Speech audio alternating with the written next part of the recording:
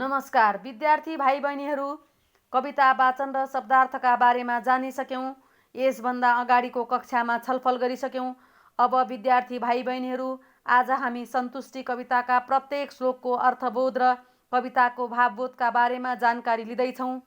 सन्तुष्टि कविताका रचनाकार भरतराज पन्त हुन्। उनको कविताको पहिलो श्लोकदेखि अर्थबोध सुरु गर्ने, त्यसै कारण अब तपाईहरू ध्यान दिएर सुन्नुहोस् है त। खाने त एक पेटै हो त्यसैले टम्म हुन्छु म, लाउने एक जोरै हो त्यसैले गम्म हुन्छु म। खाने त एक पेट हो जति धेरै 84 व्यञ्जन भए पनि, जति नै धेरै कपडा भए पनि लगाउने एक जोर मात्रै हो। जमिन 3 हातैको सुत्नलाई प्रशस्त छ, घाम पानी सके ओत्न झुपडी मग्न मस्त छ। सुत्नलाई जति धेरै जग्गा जमिन भए पनि हामीलाई 3 हात जमिन भए पुग्छ। त्यस्तै झुपडी भए पनि हामीलाई आनन्दित अथवा मग्न मस्त हुन्छ। स्वावलम्बी सके बन्न कुनै चाहिन्न नोकर, सर्वत्र जाँगरै तातोस् कसले लाउने कर। आत्मनिर्भर भयौँ भने काम सघाउने नोकरको आवश्यकता नै पर्दैन। त्यस्तै जाँगर चलाएमा कसैले कर लगाउनै पर्दैन भन्ने आशय हामी तेस्रो श्लोकमा प्राप्त गर्न सक्छौँ। सीमा विलासको छैन, स्वाद छैन गिलासको, खाँचो छ एउटै मात्र मित्रताको मिजासको। सीमा विलासको छैन, मोज मस्ती गर्नेलाई कुनै सीमै हुँदैन। त्यस्तै गिलासमा भएको पदार्थको पनि कुनै सीमा हुँदैन। संसारमा खाँचो छ त मात्र मित्रताको, खाँचो छ त मात्र मिजासको। राम्रो बोली बोलेर बाँच्नुको जीवनमा महत्त्व छ भन्ने भावना हामी प्रस्तुत श्लोकमा प्राप्त गर्न सक्छौँ। समेटी घुस अन्याय चाहन्न म धनी हुन, आँखा छली परीक्षामा चाहन्न इलमी हुन। घुस अन्याय अत्याचार गरेर अरूलाई फसाएर कमाएको धन सम्पत्ति कमाएको केही महत्त्व छैन। त्यस्तै चोरेर इलमी बन्नुमा पनि कुनै अर्थ छैन। नखाई सञ्चिता गर्ने लोभीको चैन छैन रे, खाएर नगरे काम अर्को पापी हुँदैन रे। नखाएर धन जम्मा गर्ने लोभीलाई कहिल्यै आराम हुँदैन। खाएर काम नगर्ने संसारका सबैभन्दा ठुला पापी हुन्। काम नगर्ने, कामको लागि अर्काको भर पर्नु राम्रो होइन। यसबाट सन्तुष्टि प्राप्त गर्न सकिँदैन भन्ने भावना प्रस्तुत अंशमा पाइन्छ। अर्काको भाग खोसेमा डाँका अर्को हुँदैन रे, आफ्नो भर परे आफै लान्छनाले छुँदैन रे। अर्काको भाग धन सम्पत्ति खोज्ने लुट्ने मान्छे डाँका हो। सम्पत्ति भनेको भाइ बहिनीहरू आफूले कमाउने हो। दुःख गरेर प्राप्त गरेको आर्जन नै सम्पत्ति हो। त्यसै गरी आफ्नो भर आफै परेमा कसैले दोष लगाउन सक्दैन भन्ने भावना हामी प्रस्तुत अंशमा पाउन सक्छौँ।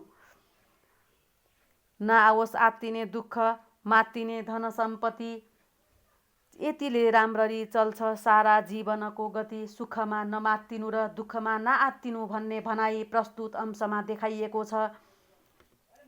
दुःखमा पनि हामीले सहन सक्नुपर्छ। सन्तोषम परमम सुखम भन्ने भनाइलाई जीवनमा लिन सक्यौँ भने अवश्य पनि हामी सुखी हुन्छौँ र जीवनमा सन्तुष्टि प्राप्त गर्न सक्छौँ। छन् आँखा दुईटा हाम्रा हेर्नुपर्छ दुवैतिर, कान छन् दुईटै हाम्रा सुन्नुपर्छ दुवैतिर। आँखा र कानले सही र गलत छुट्याउन सक्नुपर्छ। दृष्टिभ्रम नपरोस्, श्रुतिभ्रम नपरोस्, सही र गलत छुट्याउन सक्नुपर्छ भन्ने आशय हामी 9औं श्लोकमा पाउन सक्छौँ। चिनो सुगन्ध दुर्गन्ध नाकका दुई प्वालले, जिब्रो एकै कुरा खोलोस् मर्म जानेर ख्यालले। नाकले सुगन्ध र दुर्गन्ध छुट्याउनु पर्छ। अवस्था स्थान परिस्थिति विचार गरेर मात्र जिब्रोलाई चलाउनु पर्छ, खोल्नु पर्छ। विषयको मर्म र गम्भीरतालाई विचार गरेर मात्र जिब्रो खोल्नुपर्छ भन्ने भावना हामी प्रस्तुत अंशमा पाउन सक्छौँ। 32 दन्तको काम कटकटाउनु होइन, यी हात पाउको काम छटपटाउनु होइन। 32 दन्तको काम चपाउनु र कटकटाउनु मात्र होइन, यसको काम स्वस्थता र व्यक्तित्व झल्काउने पनि हो। त्यस्तै हात खुट्टाको काम पौरख गर्नु हो, सही बाटोमा आफ्ना कदम चाल्नुपर्छ भन्ने भावना हामी प्रस्तुत अंशमा पाउन सक्छौँ। पृथ्वी बलले रचना निस्कोस्, बुद्धिले सिर्जना नयाँ, मनले ममता माता, तनले चेतना नयाँ। बलको प्रयोग गरेर रचनात्मक काम गर्नुपर्छ। बुद्धिको प्रयोग गरेर नयाँ सिर्जना गर्न सकिन्छ। त्यस्तै मनमा माया ममता र शरीरमा स्फूर्ति प्राप्त गर्न सक्यौँ भने अवश्य पनि हामी जीवनमा सफल बन्न सक्छौँ र सन्तुष्टि प्राप्त गर्न सक्छौँ। पृथ्वी तल नै स्वर्ग, जनता नै जनार्दन, उपकार सदा पूजा, फल हो दुःख मोचन। जननी र जन्मभूमि हाम्रा स्वर्ग हुन्, यसमा बस्ने जनता भगवान हुन्। हामीले असहायमाथि सेवामा परोपकार गर्यौँ भने हामीले दुःखमा पनि सहजै पार हुन सक्छौँ। त्यसैले परोपकारमा नै सन्तुष्ट प्राप्त हुन्छ भन्ने भावना प्रस्तुत अंशमा पाइन्छ। यसैभित्र छ संसार, सार हो यति नै फगत। यसैभित्र अडेको छ स्रष्टाको सृष्टिमा जगत, सृष्टिको नियममा संसार रहेको छ। स्रष्टाले सिर्जना गरेको यस जीवनमा सबै क्रियाशील बनेमा सबैले सन्तुष्टि प्राप्त गर्न सकिने कुरा प्रस्तुत अंशमा व्यक्त गरिएको छ। विद्यार्थी भाइ बहिनीहरू, आज हामीले कविताका बारेमा छलफल गर्यौँ। पक्कै पनि जीवनमा सन्तुष्ट प्राप्त गर्न के गर्नुपर्छ भन्ने मार्मिक विचारहरू बुझ्यौँ।